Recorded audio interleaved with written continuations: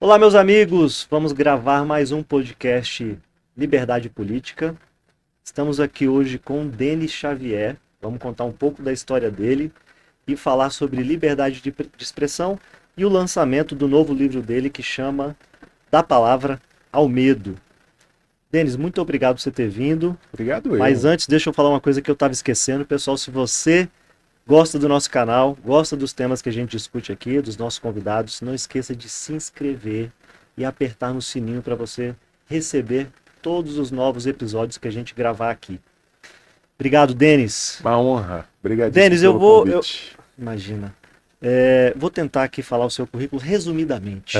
Me perdoe se eu esqueci alguma coisa, mas acho que eu anotei as coisas principais. Ah, Denis é pós-doutor em filosofia, professor universitário na Universidade Federal de Uberlândia, uhum. escritor, palestrante. Mais o que, Denis? Ah, Esqueci alguma coisa? casado com a Bárbara Casado. e pai de O mais pet. importante eu esqueci, E então. pai de O pai de pet. pet. Tenho lá 5 bebês em casa. 5. É, Tudo cachorro, gato? 3 cães e 2 gatos. Ah, legal. Não, mas essas Então a coisas. família tá grande. A família é grande. A gente. Não, nós vamos ser só um casal sem filhos. E de repente, não aparece um adota. Aí, mas tem que fazer companhia para ele. Aí adota outro. Aí aparece um na rua. E assim vai. Eu conheço muita gente assim. Vai vendo na É. rua, vê um gato abandonado, aí pega, leva pra casa, quando vê tem 20 gatos dentro de O casa. Fernando tem uma coisa que tem um comediante, salvo engano, ele é britânico, o Rick Gervais, e ele é um ateusaço, assim, bem, sujeito muito inteligente, ele é bem ácido, né, como comediante, e ele fala que o mais próximo de uma experiência com um Deus que ele tem, isso vindo de um ateu, é a convivência com um cachorro. Para quem sabe, e gosta, é uma experiência realmente diferenciada, né? É um bicho que ele não te avalia pelo dinheiro que você tem, ou pelos seguidores que você tem, pela sua fama, pela sua importância. É uma ligação de coração, assim, né? Então você pode ser pobre, num lugar mais lascado do mundo, passando por dificuldades, ele está ali te acompanhando sem coleira, inclusive. É incrível. É uma amizade verdadeira. É uma relação, assim, que no curso da evolução é uma relação bastante sublime, assim, que talvez tenha a nos ensinar alguma coisa. Sem dúvida. Você sabe, Denis, eu gosto de cachorro. Aham. Mas eu não quero ter um cachorro. Porque eu não tenho tempo pro cachorro. Isso é importante. Eu não quero também ficar dando banho, eu não quero limpar o cocô. É. Ele precisa de atenção. Eu tenho que passear com ele todos os dias, dar uma voltinha com o cachorro. E eu não consigo fazer isso, Eu então. apoio isso, assim, eu sou bastante racional na minha leitura de mundo e passa por esse elemento. Então, os cuidados que um cachorro ou um gato precisam ter, esses eu estou disposto a dar. Já a Bárbara e eu optamos por não termos filhos humanos, exatamente porque você tem que fazer um compromisso com essa criança, com esse bebê, que é o compromisso de uma vida, e que envolve naturalmente, não poderia ser diferente, envolve uma série, não de sacrifícios, mas de concessões, né? Porque sacrifício eu acho que não é exatamente a palavra, mas de concessões que você tem que estar disposto a fazer. E daí a gente acabou optando pelos peludos.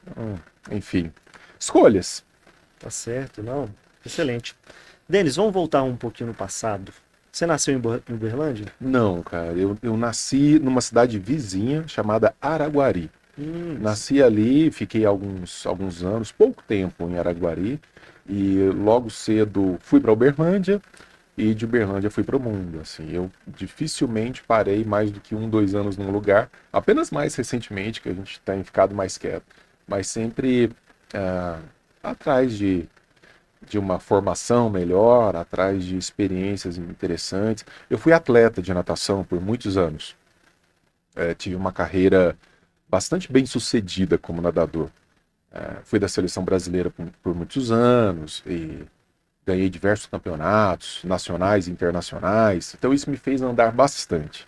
Depois, por conta da minha formação também, depois da minha graduação, fui fazer mestrado, fiz doutorado fora, fiz doutorado na Europa, fiz na Itália, pós-doc também fiz diversas passagens de pesquisas pelo exterior. Então, eu aprecio muito pouco a ideia de ficar no mesmo lugar muito tempo. Assim. Isso quase que inconscientemente começa a me incomodar. Mesmo que eu esteja confortável, e especialmente quando eu estou confortável, Eu gosto da ideia de experimentar coisas novas, sair, novos desafios. Então tenho rodado bem. Inclusive moramos em Brasília agora, recentemente, durante a pandemia, né? Nós viemos ali nos estertores da pandemia. Pegamos o finalzinho da pandemia, moramos em Brasília um bom tempo, quando eu assumi um cargo aqui na Câmara Federal. Nós vamos falar sobre isso. Vamos falar sobre isso, que eu acho que vai ser uma conversa interessante. Mas quando é que você abandonou a natação? Você chegou a competir em Olimpíada, por exemplo? Não, foi exatamente num pré-olímpico de Atlanta 96 que eu tive uma lesão no braço, mas uma lesão absolutamente simples de ser resolvida. Só que você vai chegando numa certa idade que algumas escolhas precisam ser feitas.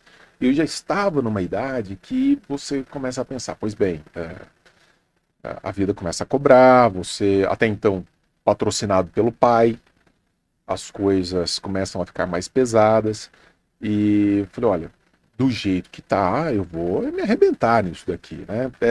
Eu tinha muito talento para nadar, mas foi um momento em que o suporte existente fora das piscinas era praticamente inexistente. Falei existente, mas ele era inexistente. Isso é a década de 90. Década de 90, ali para o final da década de 90. Então, não tinha quase nada acontecendo em termos de patrocínio. Eu treinava no Uberlândia Tênis Clube, depois fui para o Minas Tênis Clube. A gente tinha, no Uberlândia Tênis Clube, a gente tinha problemas básicos do tipo, a piscina não era aquecida.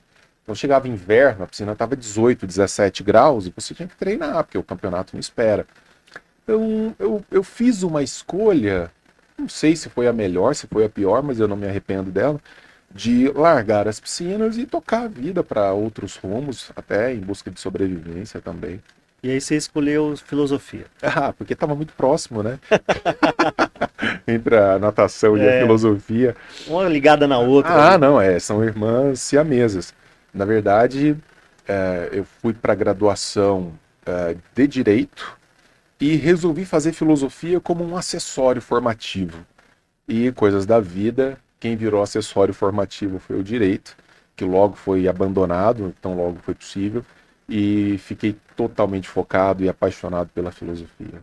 E dali para frente foi só filosofia, no mestrado, doutorado, pós-doutorado? Direto, sem pausa, fui de iniciação científica para mestrado, fiz um mestrado na Unicamp, depois fiz um doutorado num ciclo de excelência de pesquisa em filosofia antiga na Itália, e aí pós-doc em algumas passagens no exterior. Então foi bem em seguida. E quem faz filosofia normalmente vira um professor. Você decidiu virar professor. Não, assim, quem mexe com filosofia sabe muito bem que está condenado a um mercado hiperlimitado. Não é que ele é muito limitado, né? Ele é quase inexistente. Então, você tem ali papel de pesquisador, professor universitário, alguma coisa assim.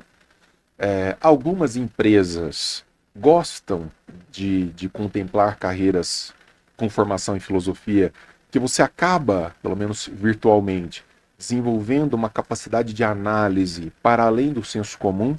Então, é uma das promessas do curso, né? Você desenvolver uma mentalidade crítica que te coloca na página 2, o que nem sempre é verdade, porque infelizmente os nossos cursos de graduação, em larga medida, foram contaminados ideologicamente, e há muito mais percurso ideológico, muito mais do que deveria ter, do que propriamente esse treino intelectual. Mas quando o sujeito se treinou bem intelectualmente, até no mundo empresarial e no mundo do comércio e do mercado e das empresas de modo geral, é uma formação que eu não desprezaria de jeito nenhum. Sem dúvida. E você foi direto para a universidade ou você deu aula nível médio? Eu fui, no percurso da graduação, eu fiz todo ele como professor de ensino médio e pré-vestibular. Praticamente todo ele. Depois, no mestrado, um pouco mais, e aí eu fiquei esses períodos de pesquisa, que você fica imerso na pesquisa, e terminando meu doutorado na Universidade de Macerata, na Itália, eu ingressei na Universidade Federal de Uberlândia, e já tinha aí uns 6, 7 anos como professor de ensino médio. Quer dizer, a essa altura, agora em 2028, eu farei 20 anos de universidade como professor. Cada vez mais decepcionado e desiludido. Eu ia te perguntar isso, falei, 20 anos é muito tempo num lugar, É. né? Você acabou de dizer que gosta de percorrer o mundo aí. É. Como é enfrentar esse contexto ideológico dentro da universidade, sendo um cara mais fora desse contexto, assim, vamos dizer? É absolutamente frustrante. Absolutamente frustrante. Existe um debate na sociedade que é: será que é mesmo tão contaminado assim? Será que as coisas são exatamente dessa maneira? Você não vai encontrar em mim um sujeito ideologicamente submetido, tá? Então, assim, se não fosse assim, eu seria o primeiro a dizer: olha, pessoal, não, tem um ou outro caso, né, assim, de uma manifestação ideológica mais intensa, mas o fato é que a universidade foi em grande medida contaminada. Em grande medida. Para além de qualquer medida razoável. E isso, obviamente, compromete os resultados da universidade. A universidade, como eu digo, ela virou um espaço de militância, de defesa de ideias sem qualquer compromisso com a realidade e, portanto, sem qualquer compromisso com resultados efetivos e, por via de consequência, um espaço impermeável ao que existe de melhor na vida em sociedade. Então a universidade se fechou, tem a ideia da autonomia universitária, né? Ela se fecha, ela se administra, ela se coordena. Se você coloca para dentro só aqueles que mais ou menos aceitam as visões político-ideológicas, isso vai se retroalimentando, então ela vai afastando tudo aquilo que é anômalo ao sistema. Por exemplo, eu sou uma figura anômala ao sistema. Eles só foram acordar quando eu já estava lá dentro. Mas você está resistindo lá. Mas assim, você começa a pagar um preço que de repente não passa a não valer mais a pena. Porque você acorda todos os dias e pensa: pois bem, mas eu estou fazendo o que ali exatamente? Né? Cada passo é vigiado, as notas de repúdio, os PADs abertos, os conselhos de ética, as denúncias anônimas e tal, e toda hora você tendo que jogar com isso. Como dizem os italianos, né? Eu já fiz o calo, eu já tô calejado, então quando me chega mais uma notificação de algum processo, alguma coisa, eu já, não, mais um? Ok. Mas chega uma hora que isso vai te atingindo de uma maneira não de te enfraquecer, mas de encher o saco. Dá um exemplo prático aí do seu dia a dia lá, dessa questão ideológica. Olha, vou dar um exemplo de uma coisa que aconteceu. Há alguns anos eu fui coordenador de pós-graduação, fui coordenador do programa de pós-graduação da filosofia. Havia uma secretária do programa de pós-graduação. Chegou um momento que o campus da universidade onde eu trabalho estava tão tomado pelo tráfico armado, pelo tráfico de drogas, pela presença de marginais, que a coisa começou a ficar insustentável. Inclusive, em alguns momentos, eu tinha que sair junto dela e o marido a pegava ali próximo no estacionamento, porque ela sozinha andar pelos corredores já estava ficando uma coisa incômoda. Você via gente bastante estranha frequentando o campus. E eu já, como disclaimer, eu sou um radical defensor da liberdade. Eu não tenho nenhum problema com você se drogar, enfiar substância ilícita no seu corpo. Para mim tinha que tornar tudo isso lícito para você se arrebentar na sua casa, nos seus espaços. Agora, um campus universitário talvez não seja exatamente o melhor espaço para se fazer isso, porque ele foi pensado com um propósito, e aquele propósito estava sendo um juiz da Universidade Federal, da cidade de Uberlândia, tomou uma decisão top-down e mandou a polícia lá para dentro. Muita gente estava reclamando muito e mandou a polícia lá para dentro. E eu fiz um post, na época era o Facebook. E tá cada vez mais. Então você é novo, não era nem Orkut. Não era nem Orkut, essas coisas, aquele barulhinho. Não sei, essas coisas eu não frequentei. Como é que chama isso? ICQ, ICQ, pelo amor é esse. isso eu não lembro, tá? Isso aí eu quero deixar bem claro. Isso é dessa época, eu não lembro disso, de jeito nenhum. E daí, eu fiz um post no Facebook, congratulando o juiz. Finalmente, alguém tomou uma decisão. Um campus universitário não pode ficar na situação em que se encontrava. Pouco tempo depois, eu recebo a notícia de uma nota de repúdio publicada pelo meu instituto. Pelo meu instituto. Os professores se uniram e repudiaram o meu post elogiando a presença da polícia, etc, etc. Então, assim, dessas pequenas coisas a responder... Bom, nota de repúdio de aluno, vou contar uma. Recentemente me colocaram num curso fora do Instituto de Filosofia para ministrar um conteúdo de pedagogia. E a primeira coisa que eu faço quando eu vou decidir que livro nós vamos adotar ou que percurso formativo nós vamos adotar numa disciplina é, puxa, como é que eu posso ser útil à formação desse aluno? Né? Independentemente do que eu já fiz ou deixei de fazer, não vou ficar levando coisas da minha pesquisa necessariamente, mas como eu posso ser útil a essa pessoa? E num curso daquela natureza, eu falei, cara, se eu tivesse nessa área, eu queria um professor falando sobre um livro do Theodore Dalrymple, que é o Podres de Mimados. Porque ali você tem os maiores problemas pedagógicos estabelecidos na contemporaneidade, como combatê-los, combater a microviolência em sala de aula, etc, etc, etc. Cheguei, e quem me conhece sabe, eu não faço uso político-ideológico de audiência cativa de sala de aula.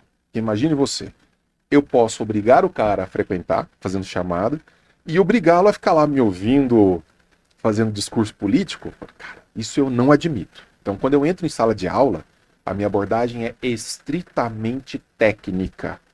Quando eu eventualmente sou instado a falar de um posicionamento pessoal, falo, pessoal, eu tenho uma opinião a respeito disso. Eu acho que isso.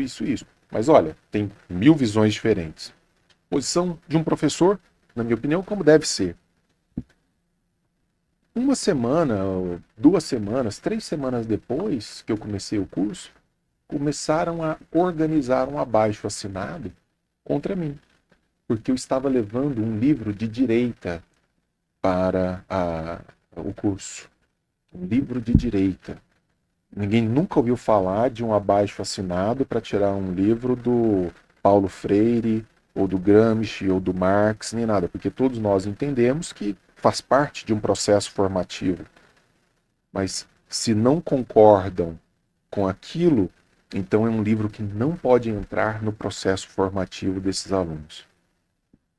É tomado de baixo até o alto, das coisas menos importantes às coisas mais importantes. E exemplos como esses se multiplicam, se multiplicam.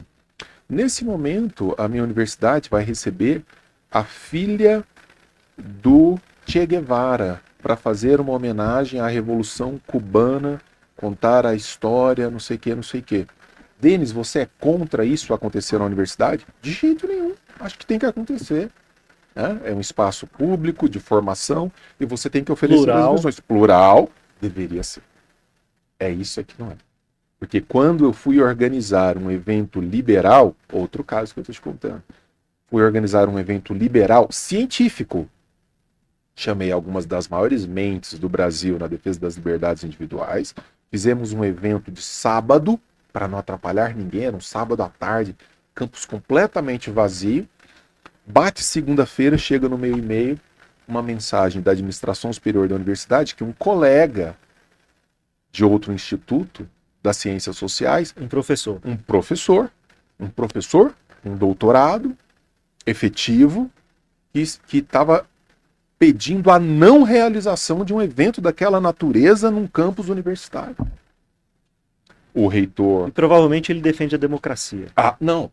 A diversidade, a democracia, o abraço entre os diferentes, etc, etc. Mas com certeza. O Thomas Sowell é que diz, né? O Thomas Sowell fala assim, quando essa gente vier falar de diversidade, de multiplicidade de visões, pergunta para elas quantas pessoas que pensam de forma diferente dela estão no departamento que elas representam. E Thomas Sowell era um esquerdista antes de entrar no Foi. mundo acadêmico, ali, de começar os estudos dele, né? Na verdade, ele foi esquerdista até depois de entrar no mundo acadêmico. Você sabe quando ele deixa de ser marxista? Quando ele Quando foi entra no fazer- Estado para Ah, trabalhar. é verdade, é verdade. É, quando ele entra no Estado para trabalhar, ele fala: isso aqui nunca vai funcionar. Aí, e ele já tinha tido aulas até com Milton Friedman, na escola de Chicago, pense você. Nem Friedman conseguiu converter Convencê-lo. o Thomas Só o Sowell. Estado. O Estado tem essa E capacidade. aí, Denis, com essas questões todas, essas dificuldades, né? Decepções Decepções. dentro do mundo acadêmico, Mais do que dificuldades. decepções, isso. É. Se terminar sua água, você me avisa Não, que eu sirvo aí imagina. você. Você resolveu concorrer à reitoria. Então eu vou tomar conta disso. Louco, né? Louco. Não sei. Sim, sim. Tem que ter um pouco de loucura. E como é que foi isso aí? Eu não queria terminar minha vida. Primeiro, por que você resolveu ser candidato à reitoria? Eu não queria terminar minha vida como um teórico puro e simples, entende? Como esse cara que fica ali atrás da tela dizendo para todo mundo que todo mundo deve fazer, com base em especulação filosófica, sem colocar a pele em jogo, né? Não tem essa expressão, skin in the game. Então eu queria colocar a pele em jogo. E queria mostrar que, numa linhagem até filosófica estoica, epicurista, que além de apontar exemplos, você mesmo tem que ser exemplo daquilo que defende. E o que eu procurei foi fazer exatamente isso. E a experiência foi absolutamente traumática. Absolutamente traumática. Que é, as pessoas não querem. As pessoas não querem. Porque você teve que pedir votos para essas pessoas que estavam lá. Quem vota é os alunos e os professores? Os alunos, os professores e os técnicos. As 3 categorias de votantes dentro da universidade. A primeira coisa é... Houve um debate entre os reitoráveis na televisão da universidade. Foi transmitido pelo YouTube. Minha mãe estava assistindo e depois ela me contou. Ela parou num determinado momento, muito antes de acabar. E ela me liga com voz chorosa. O que foi? Ela, Denis, não tem condições. O que eles estavam xingando. Xinga. Não é assim, estamos assistindo a um debate de 3 candidatos a uma reitoria de uma universidade federal. Estamos debatendo ideias. Estamos debatendo ideias, estamos debatendo visões de mundo, propósitos. E aí você tem um mundo de alunos, técnicos, eventualmente outros professores, sabe-se lá, não daria para eu rastrear um a um, e ver a qualidade dos comentários feitos. A ponto da minha mãe, que é uma dona de casa, que entende das coisas, mas que não tem uma formação científica nem nada, falar assim, isso é intolerável. Se para ela é intolerável, imagine para quem tem um processo formativo. Então, o que deu para perceber muito claramente é que, primeiro, as pessoas não estão pensando soluções efetivas, elas estão pensando discursos de propaganda e narrativas. Então, eles fizeram diversos ataques pessoais contra mim, e muitos deles me associando, por exemplo, a Bolsonaro, me associando ao Olavo de Carvalho, numa tentativa de desautorizar um posicionamento mais técnico. Nunca fui olavista, nunca fui bolsonarista. Claro, as minhas posições elas estão num espectro mais à direita, mas eu sou anticoletivista acima de tudo, tanto à direita quanto à esquerda. Mas essas são categorias que essas pessoas não estão nem um pouco dispostas a entender, porque atrapalha a propaganda. E então eu entrei vamos dizer assim, nos bastidores da universidade e foi um banho de água fria. Inclusive eu estava na lista tríplice e poderia ter forçado a minha nomeação, porque a época era o Bolsonaro. Poderia ter forçado a ideia da minha nomeação, porque estava na lista tríplice. Eu imediatamente abri mão. Não. Deixa para lá. Fiquem com isso daí. Mesmo porque se eu assumo a reitoria naquela situação, imagine a minha vida. Como aconteceu com muita gente aí, que o Bolsonaro assinou a reitoria para o sujeito, que estava com 1% dos votos. Eu até tive, acho que uns 12, 13% dos votos, o que é surpreendente. Mas teve gente com 1% dos votos que assumiu o cargo de reitor. A vida do cara vai para o limbo, porque você tem a Assembleia, que é composta por toda aquela gente que nós conhecemos. E você acha que isso está em todas as universidades Sim, federais? sim. Tem alguma Escapam, solução? escapam os grandes centros de excelência, Uhum. como um ITA da vida, que tem um espectro administrativo diferente, aquele centro de estudos em matemática, me escapa o nome agora, do Rio de Janeiro, escapou agora, mas Eu sei qual que é. é um centro de excelência, inclusive um menino que saiu de lá agora recentemente ganhou o Oscar da matemática, então aí é coisa muito séria.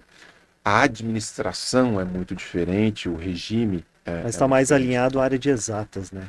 Mais de ciências duras, de ciências exatas. Agora, as universidades federais, de modo geral, E, Denis, você falou que suas posições estão mais à direita. é, Mas eu vi você tem falar um em algo. jeito didático de É, falar, tá? isso. Eu sei que É. dá para abrir Eu não aí e gosto entrar. de direita e esquerda, eu acho Isso, ruim. de ser enquadrado, né, num lugar. São Mas eu vi categorias você ruins. falar em algum lugar que você foi social-democrata, É. que é meio que uma esquerda suave, vamos dizer assim. É uma esquerda covarde. É que, na Você acha que verdade, todo mundo é de esquerda quando eu nasce? fui jovem. É, Jovem tem um grau, até uma certa idade, de um certo retardo mental. Né? Até que o cérebro se desenvolva plenamente, a coisa funciona meio de maneira claudicante. E isso eu não estou falando de sacanagem, estou falando porque é exatamente assim. aham. Né? O desenvolvimento do cérebro ele vai um tempo. E então você meio que briga com os fatos, você não entende exatamente os fundamentos. É o que o Roberto Campos chamava de gonorreia juvenil, né? Todos nós, quase todos nós, tivemos um momento na vida dessa gonorreia juvenil, que é abraçar essas teses coletivistas, de achar que o Estado tem um papel É importantíssimo na meio que o nossa canto da vida. sereia, É que o eles canto da querem ajudar tudo. sereia. Parece que vai salvar o mundo, vai salvar a Porque é natureza. bonito, né? É. Você vê esses caras falando assim, e eles choram quando eles falam, é bonito ver, eles se E aí você, comovem. jovem, você se sente mal não defendendo aquilo também. Fala, cara, eu preciso defender isso, Será porque que eu eu sou uma sou pessoa mal? boa. Isso. Será que eu Nós sou vamos, mal? nós vamos filosofar sobre isso daqui a pouco. Daqui a pouco, que vai ser a melhor parte, O né? Thomas Sowell fala muito sobre isso. Ele fala que é, você na verdade coloca o cara como a encarnação do mal, né? Não é uma questão de visões diferentes de mundo com resultados melhores ou piores. Você é o mal e eu sou o bem. E quando você está embebido, né, dessa postura messiânica de que eu sou o bem, o jovem é muito sensível a essas coisas e acaba entrando muito facilmente. Sem dúvida. E aí você largou essa brincadeira de ser reitor e falou, vou mexer com uma outra brincadeira, vou para Brasília. É.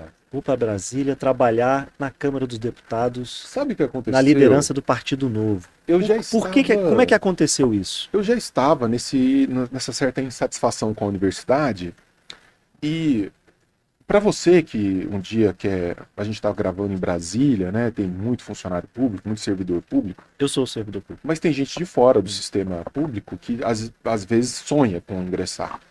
E eu digo sempre, não digo sempre, eu digo mais recentemente. Tem um lado bom, é a ideia da estabilidade, mas a estabilidade é uma faca de dois gumes. Porque ela aniquila a alma do sujeito. Tem que tomar muito cuidado com isso. Então, você ficar 20, 30 anos fazendo exatamente a mesma coisa no mesmo lugar, porque você tem estabilidade, é uma vida que, para quem tem tempo escasso de existência como nós, ela quase contraria a natureza humana. Tá? Então, assim, eu estava em Uberlândia, falando, nossa, que legal, né? Ingressei na universidade federal, pública, professor, ótimo, parabéns. Até que um dia eu vi um colega meu, que tinha sido meu professor, andando de cabeça baixa pelo campus, e eu falei, fulano, por que essa tristeza? Ele falou, porque eu estou para aposentar e minha vida foi só isso aqui. E tudo bem somado, não sei se valeu a pena. Talvez se eu tivesse arriscado mais coisas, mais propósitos, me sentido mais desafiado. Então, eu me fechei numa gaiola. Sim, cai alpiste. Todo mês cai alpiste, de uma boa qualidade. tem aguinha fresca, lá no bebedouro, Tem sombra. tem sombra, tem até piscininha térmica. Aí você fala, que gostoso. Só que você tá na gaiola. Você tá na gaiola. A verdade é essa. Você tá na mão de uma burocracia estatal asquerosa. Então, tem que fazer esse cálculo. E eu já estava meio cansado ali, quando o deputado de Santa Catarina, oh meu Deus do céu, Gilson Marques. o Gilson me liga, já era tarde da noite. Eu já era razoavelmente conhecido, né, com os meus livros, com as minhas palestras e tal, como defensor da liberdade. Denis, a gente precisa de alguém aqui para ocupar um cargo que é de diretoria para fazer análises de tudo que chega e de tudo que nós propomos para ver se está realmente alinhado com a ideia da liberdade. Porque defender a liberdade, ao contrário do que as pessoas imaginam, não tem nada de intuitivo. Aliás, intuitivamente, a gente acaba procurando uma segurança que nos leva à submissão. A defesa da liberdade ela é totalmente contraintuitiva. Às vezes você dá. Não, aqui com certeza vai dar certo, mas quando você joga o cérebro treinado em cima, você fala, não, é o contrário disso. Tem um livro chamado O que se vê, o que não se vê, que É muito sobre isso. De Bastiat. Exatamente isso. Você tem que fazer a análise da página 2. E na hora que desliguei o telefone, falei, Bárbara, olha, eu tenho essa proposta para ir. Era de organização federal para organização federal. É só fecha uma licença aqui e vai para lá. Né? É uma sessão. E quero ter essa experiência, porque vai ser muito boa para mim também, no sentido de ver como acontece.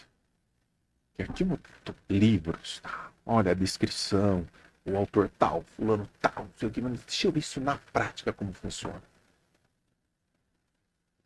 É uma estrutura criminosa, feita para não funcionar, como qualquer estrutura democrática. Que a democracia foi feita para não funcionar. Ela coloca no poder os piores, porque quem calibra, quem vai, é um povo intelectualmente, em geral, muito despreparado, no Brasil em especial. E você tem a ascensão dos piores. E os piores com muito poder. Com muito poder. Então, quando você conhece ali os bastidores, não é que você passa a duvidar da possibilidade de dar certo. Na minha opinião, você tem a certeza de que nunca vai dar certo, a não ser que a gente contemple realmente uma mudança de modelo. As coisas que eu vi lá dentro são no universo do escabroso. Eu me lembro que o Thiago Mitrô desistiu. Sim. Por eu estava lá na época disso. dele. Que ele viu que, cara, isso aqui não dá pra mim, não. Isso aqui eu não tô ajudando. Eu não tô ajudando, eu funciono melhor na iniciativa privada ou em outro lugar. É doentio, e não concorreu à reeleição. É doentio. Eu acho que sim, a política tem que ser ocupada por boas pessoas, mas o problema é que, no modo como ela está concebida hoje, estruturada, ela é uma máquina de moer boas pessoas. Ela afasta as boas pessoas e as boas pessoas que eventualmente chegam perto daquilo ou se corrompem, porque o grande problema da corrupção pessoal é não, eu entendi que eu tenho que fazer aqui uma pequena concessão. Eu entendi que eu tenho que fazer ali uma outra pequena concessão. E aqui uma outra, e aqui uma outra. 3 anos, 4 anos depois, você se olha no espelho, você é tudo aquilo que você diz iria combater. Por concessões para dizer que iria combater o bom combate. Isso está amplamente descrito na literatura liberal, libertária, né? Eu até fiz um story. É assim que é. Cara, é o seguinte. Ou você entra para romper e não discutir princípios e pisa no acelerador e vai até dar na parede, ou se você começar a eu preciso sobreviver, e pior, eu tenho um projeto de poder, eu quero me reeleger, eu quero continuar, quero ficar aqui para sempre. Porque é muito sedutor, imagine, você pega um cara horroroso, de 1,30 m de altura, ele passa a ter 2 metros. Quando ele coloca aquele brochinho de deputado aqui, meu Deus, você entra no restaurante, deputado, senador, e as influências, e o dinheiro, e as mulheres, os homens, tá todo mundo. Não é você, é o cargo que você ocupa. Mas quem está ocupando o cargo está se lixando para isso. Então é muito ego, muita vaidade. Então, o primeiro ato do cara, ele já começa a calcular. Opa, peraí, mas eu quero me reeleger. Será que isso vai me ajudar na reeleição? E aí é onde ele começa a fazer conta, deixando de fazer aquilo que ele precisa fazer para aquilo que ele quer fazer com base num projeto de poder. Então, ou você acaba saindo, ou fica e vai para cima, ou tem um projeto de poder. E aí o projeto de poder te leva a uma postura hipócrita, inevitavelmente. Mas tem um pessoal lá que se salva. O próprio Gilson Marques, acho que é um cara que Sim, mas o próprio Gilson Marques, ele, por exemplo, agora ele quer ser senador, né? Ele foi pela segunda vez deputado federal, faz um trabalho extraordinário, quer ir para o Senado. Para ele chegar ao Senado, assim como foi para chegar ao cargo de deputado federal, você acaba fazendo algumas concessões que dentro dele devem doer em alguma medida, né? Mas você faz uma troca. Outros... Mas será que esse trade-off, às vezes, dependendo do que é, né, se não ferir os seus princípios, Sim. Não é o jogo político? Eu acho que política não é um pouco isso também? O problema é exatamente até onde. Até onde vai essa concessão. Até onde vai a possibilidade do cálculo. Por isso que uma das coisas que eu sempre brigo muito é que esses partidos, como o Partido Novo, agora está vindo aí o Partido Missão, que é um partido do MBL. Eu, se pudesse dar alguma sugestão para esses partidos, seria não entrar em corridas para o executivo. Eu acho que a corrida para o executivo torna a estrutura político-partidária muito mais permeável à corrupção dos princípios. Porque você começa a abraçar Satanás para viabilizar um cargo de governador, um cargo de presidente, um cargo de prefeito. Porque você tem que compor com outros partidos, né? E você vai compor inevitavelmente com gente, vamos dizer, que você, a princípio, talvez não quisesse ter perto de você. E a mudança real está no legislativo. Exato. Então, é muito mais interessante num país que não é nem semipresidencialista mais, eu não sei, isso aqui é tão bagunçado que eu acho que não tem mais nem nome mais. Um parlamentarismo envergonhado, eu não sei o que é isso aqui, mas o legislativo tem muito peso. Então eu sou muito mais você ter 50 deputados federais, 10 senadores, grandes defensores da liberdade, que não titubeiam e que sabem o que estão fazendo, do que pegar uma presidência da República que vai... Por exemplo, vamos supor que agora em 2026 ascenda um presidente liberal, libertário, conservador, seja lá o que for. Nós estamos lascados do mesmo jeito, porque é um país quebrado. E não dá tempo de consertar em 4 anos. Não dá tempo de consertar, você está nas mãos de um legislativo, você está nas mãos, literalmente, nas mãos de um legislativo que vai negociar a sua alma. Então é muito mais um cargo honorífico do que propriamente um cargo que tenha um tipo de poder político. Mas você achou que podia contribuir de alguma forma, que você foi candidato a deputado federal. É, exatamente na linha do que como aconteceu. Nessa loucura toda, como é que você tomou essa decisão? Não, mas foi muito dentro da linha do que aconteceu com a reitoria. Eu falei, eu também quero me oferecer. Tanto que eu já participei de debates e do tipo, quando eu falo alguma coisa, então você deveria se candidatar. Eu falei, não, eu me candidatei. Amigo, assim, vem pra briga também, vem pro debate público. Já estive lá, vocês em Minas Gerais, vocês votaram no Janones, no Nicolas, vocês votaram... Tem uns caras aí bem exóticos e não votaram em mim, vocês escolheram. Vocês gostam da postura sensata lá no Instagram, nos podcasts, né? Mas na hora de votar, você vota com a bile. Então, depois não reclama do resultado. E aí virou a política do entretenimento. Mas você não acha que esse mundo ali, você está falando com uma bolha pequena? Que não é o pessoal que votou no Nicolas ou no Janones? Não dá tempo de atingir o público todo. A campanha é muito pequena, é muito pouco tempo. Você sabe que eu acho que não é isso? Não é isso? Não, eu não acho que seja isso. Eu acho que volta ao começo da nossa conversa. Para você entender a qualidade de uma coisa, você tem que saber o mínimo a respeito daquela coisa. existe até é uma espécie de paradoxo. Para eu saber que eu sou um completo idiota a respeito de um determinado tema, eu tenho que saber um pouco sobre esse tema. Porque se eu não sei um pouco sobre esse tema, eu não tenho condições de avaliar o quão idiota eu sou a respeito dele. É quase paradoxal. Um sujeito que não sabe nada a respeito de uma coisa, ele é incapaz de avaliar o quanto idiota ele é a respeito daquela coisa. Então, quando eu falo de a política ser muito problemática no Brasil, eu não culpo os políticos. É a qualidade média de uma população. É o reflexo da sociedade. Claro, então assim, nós temos pesquisas de agora, muito recentes. 10% da população brasileira domina amplamente a língua portuguesa. 10%. 90% dos brasileiros, em graus diversos, não dominam a própria língua. O Brasil, em rankings internacionais, aparece sempre os piores colocados na capacidade de discernir um fato de uma narrativa falsa. Nós somos um país que não lê. E quando chega a ler, vai ver o que está lendo. E aí, Os meus alunos universitários, os meus eu falo de maneira, né, de maneira aberta, porque eu estou falando de todos os alunos universitários, nós temos quase 40% dos alunos universitários brasileiros analfabetos funcionais. Como é que você quer que isso funcione? Deus, você quer um milagre.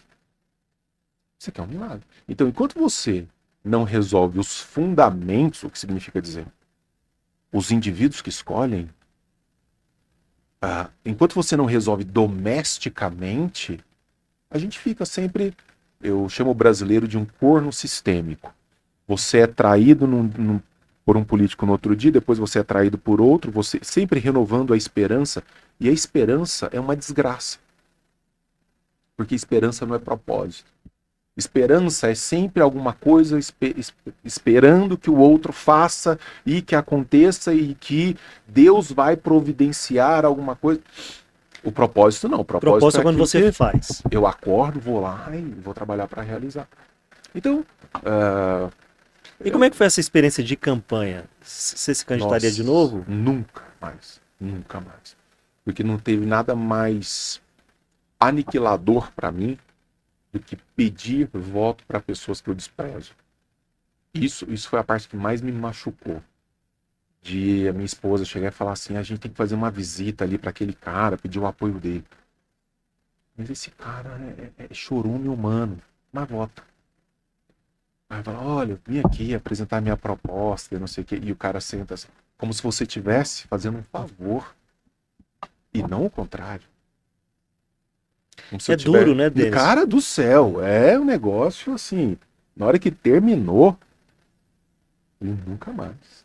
Nunca mais. Não é pra mim. Eu vou pro meu mundo dos livros, das palestras, das pesquisas. É a parte que eu posso oferecer ao mundo. Não dá. Não dá. E aí você foi para outros projetos. É. Você criou a Sociedade da Lanterna. O que é a Sociedade da Lanterna? É o que tem me salvado a vida intelectual. É o que você gosta. É o que eu gosto de fazer. Tem muita gente que quer frequentar as coisas da filosofia, que quer ser intelectualmente relevante. Tem uma frase que eu cito à torta e à direita do Sêneca. O Sêneca diz o seguinte: nós somos seres efêmeros, daqui a pouco a gente não está mais aqui. Em 100 anos, todas as pessoas que a gente conhece, nenhuma mais vai estar por aqui. Passa muito rápido. Aliás, o termo efêmero em grego é o que dura um dia. Nós duramos um dia. Uns vão um pouquinho antes no dia, outros vão um pouquinho mais tarde, todos vamos. A filosofia é aquilo que permite uma espécie de esticamento da vida na efeméride. Quando eu frequento o pensamento dos grandes autores do passado, eu estou acrescentando eras à minha vida. Por exemplo, as soluções políticas. Cara, você lê Platão, você lê Aristóteles, você lê Maquiavel, Hobbes, Locke, Rousseau, você lê os filósofos estoicos, epicuristas, tá lá. O que não fazer. Tá lá. Ó, resultados melhores, trade-offs melhores. Tá aqui. Mas ninguém quer estudar isso. Ah, cara. É um bando de analfabeto, como é que vai estudar isso? Mas, então, Mas a assim, Sociedade da Lanterna é a para se Sociedade da estudar isso? Lanterna Os é pra filósofos? isso. Você é um filósofo? Ah, de jeito nenhum, eu sou um professor de filosofia. Nós vamos lá para dentro do mundo dos filósofos, frequentamos os textos, em encontros, todas as segundas à noite a gente se encontra e conversamos amplamente sobre, quando é que acaba o estudo desse filósofo? Não sei, quando a gente quiser que acabe. Então a gente já fez, sei lá, mais de 40 estudos e encontros sobre Platão. Não é um curso. Não é um curso, é uma sociedade que frequenta Tipo, o cara vai esses ficar ali encontros. enquanto ele quiser. Enquanto eu tiver vida, vai ter.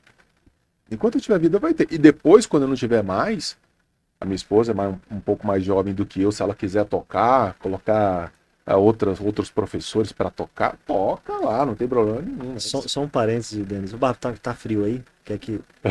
Tá frio aí, Denis? Porque Não, se tiver, eu tô... a gente desliga aqui. Ótimo, Tá ótimo? excelente. Tá bom. Tem Então, mais? Vamos botar uma não, aguinha. tem aqui. A Sociedade da Lanterna é esse espaço de frequentação das coisas da filosofia. E o que é legal, cara, é que lá tem de tudo. Dona de casa, tem gente jovem, gente mais velha, tem engenheiro de submarino, advogado, médico, tem de tudo, ó, de tudo. Gente interessada no quê? Vida reflexiva. E muda a vida da pessoa. Só que é aquele negócio, são pessoas que querem. Elas querem ter essa experiência para além do ficar dando atualizar em site de notícia. Olha, mais uma desgraça. Ao invés de passar uma hora ali no feed, o cara exatamente. pode ficar ali. Quanto tempo dura aí os encontros? Cada encontro dura em média 1h30, 1h45. O cara fica 1h30, 2 horas ali conversando, filosofando. A gente pega um texto de um filósofo, às vezes a gente fica lá uma página, 1h30 numa página, extraindo todos os elementos dali. E aí, às vezes, eu olho pela telinha lá, né? Nós somos centenas pelo Brasil, nós estamos em 15 países do mundo. E eu olho assim a reação das pessoas. Tem um que chora, o outro que sorri, o outro que se compadece. Porque a filosofia trata de maneira profunda de tudo que é humano.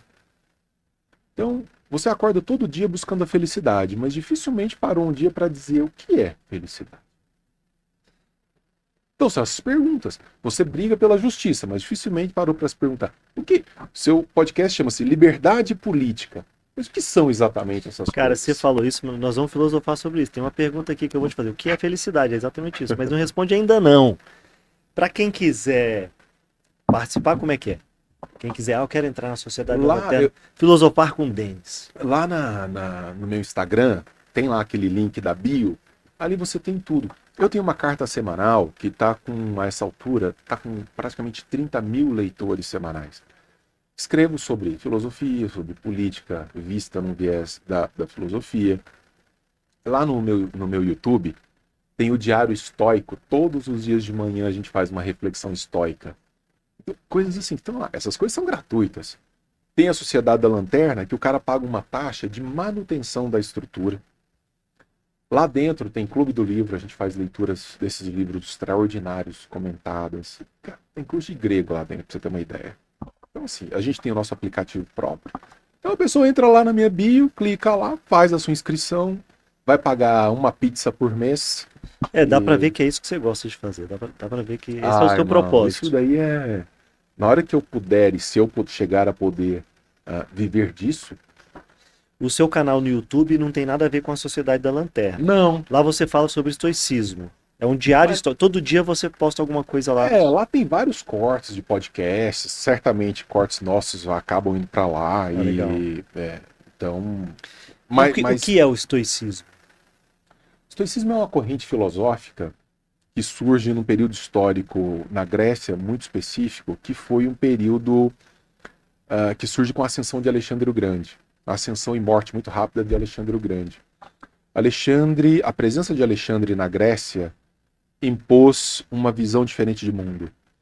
Durante todo o período clássico, e o período clássico, lembrem-se, Sócrates, Platão, Aristóteles, né, é o período desses caras, o homem via o seu destino muito vinculado à cidade.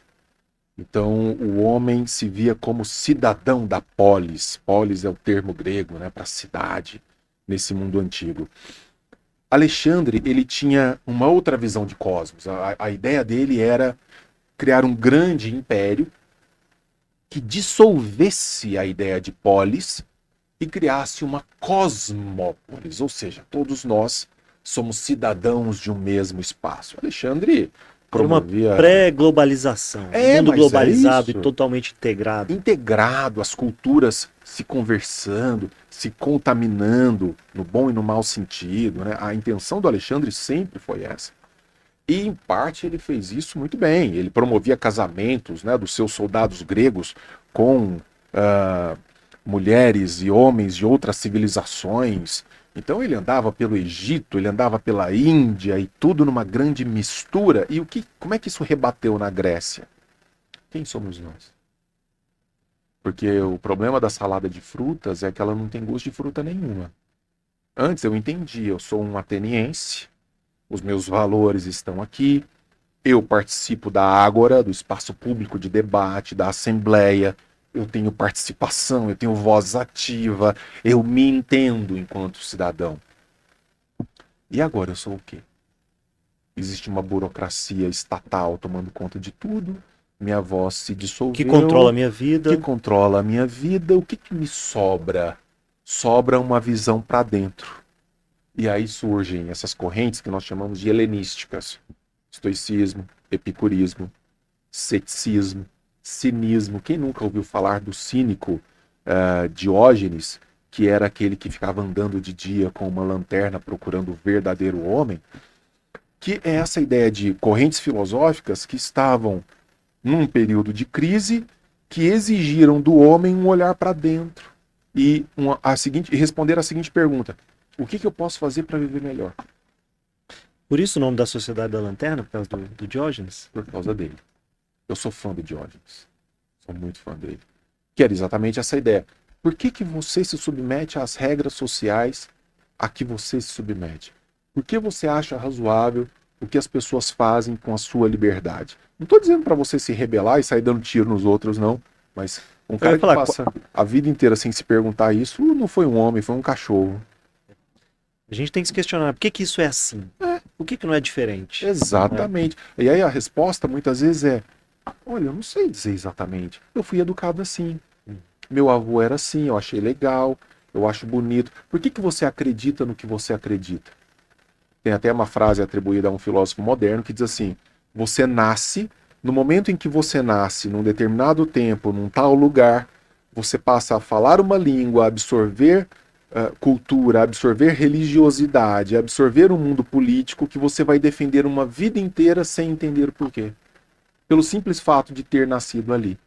Então, fala assim: não, eu sou cristão, porque o cristianismo, sim, quase certamente, porque você não nasceu na faixa de Gaza.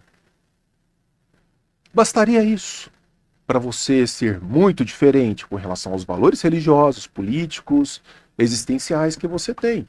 E se você tivesse nascido em território viking no 12º século depois de Cristo, você também não seria nem islâmico e nem cristão. Você estaria falando em Valhalla, você estaria falando em outras estruturas, em outras culturas.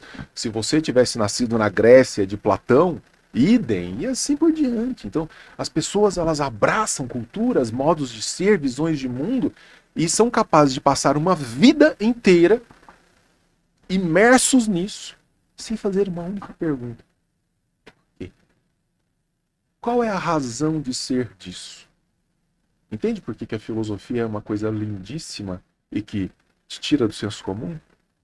O mundo lá fora é o mundo dos autômatos. As pessoas fazendo as coisas assim como robôs. Acorda de manhã, eu tenho que ficar rico. Eu tenho que conquistar não sei o quê. Eu tenho que fazer, eu tenho. Mas aí chega o louco e diz assim: você tem por quê? Qual que é o propósito? Você vai morrer daqui 100 anos, ninguém vai lembrar de você. Já seria um bom motivo para pensar a respeito. Aliás, na mitologia grega, quando você vai em Homero, os deuses tratam os homens com muito desdém, exatamente porque eles têm um tempo muito curto de vida. E para quem tem um tempo curto de vida, essas perguntas são essenciais. Porque às vezes, o que Porque você tem acontece que é que você fazer vai a vida... morrer e lá no leito de morte vai te cair uma ficha que fala assim, cara, eu passei a vida inteira fazendo uma coisa e não era nada disso, né? E você tem que fazer a vida ter sentido para você mesmo. Não, e mais do que isso, esse sentido ele tem que estar calcado numa boa compreensão da realidade. Porque não é só fazer sentido para você, porque você pode estar delirando. Você pode estar tendo uma visão completamente distorcida. Então é examinar isso. Como diz o Sócrates, né? Uma vida não examinada não vale a pena ser vivida. Examine. É o mínimo que você pode fazer. Jesus Cristo era um filósofo? De jeito nenhum. De jeito nenhum. Você é ateu? Você tem Não, religião? não, assim, vamos separar aqui bem separadinho as coisas. Eu sou agnóstico. Uma coisa é o Jesus teológico, é o Jesus da fé, que vai respeitado, cada um tem a sua e tá tudo certo. O Jesus teológico é um Jesus que voa, é um Jesus que nasceu de uma mulher virgem, tá? É um Jesus que faz milagres, anda sobre a água, etc, etc. Isso daí é uma visão teológica. Se você me disser que tudo isso é cientificamente comprovado, isso é racionalmente razoável, eu vou dizer que você é louco, você enlouqueceu. Né? Você precisa de um psiquiatra. Não, isso é um elemento de fé, de crença. Eu, que sou cristão, acredito nisso. E tudo bem. Outra coisa é o Jesus histórico. Né? E as informações que nós temos sobre o Jesus histórico são são poucas. E são pouco articuladas. Né? O Jesus histórico, ao que tudo indica. Não, primeiro, já não existe mais ninguém sério que questione a existência do Jesus histórico como existiu um dia. Um homem, um revolucionário, especialmente contra o arbítrio do império, muito provavelmente pelo local de nascimento, pela região, pela ambiência, um monoglota, falava somente a própria língua, analfabeto, muito dificilmente conseguiria ler alguma coisa, muito dificilmente. Isso é o que nós mais ou menos sabemos historicamente. Essa figura, anos, décadas depois, aparece revestida com um conteúdo teológico, com uma série de histórias, e esse conteúdo teológico ele foi sendo ajustado e reajustado por séculos, durante toda a Idade Média, e isso é visão religiosa, que, insisto, vai respeitada. Né? As pessoas têm a sua fé. Agora, outra coisa é aquilo que documentalmente nós temos, aquilo que historicamente nós temos. Então, o Jesus histórico, ele não teria nem instrumentos intelectuais para ser um filósofo. Porque você precisaria ter contato com um pensamento mais elaborado, né, do ponto de vista exatamente filosófico. Isso, até que se prove o contrário, as fontes atuais indicam que ele, muito longe disso, não teve esse contato. Denis, vamos fazer em duas partes. Então, te agradeço por contar essa história até aqui. Obrigado por você ter vindo. Imagine! Vamos fazer um stop aqui. Tá. E vamos entrar no próximo episódio, Denis Parte 2. Vai ter um Denis Parte 2? Denis Parte 2, Denis escritor. Tá. E a gente entra no seu livro e vamos filosofar. Tá bom. Tá bom? Tá bom. Então, se você gostou desse episódio, clica aí, se inscreva no canal e compartilhe com a sua rede de apoio. E não deixe de assistir Denis Parte 2, que vem logo aí. Denis, só uma pausinha aqui.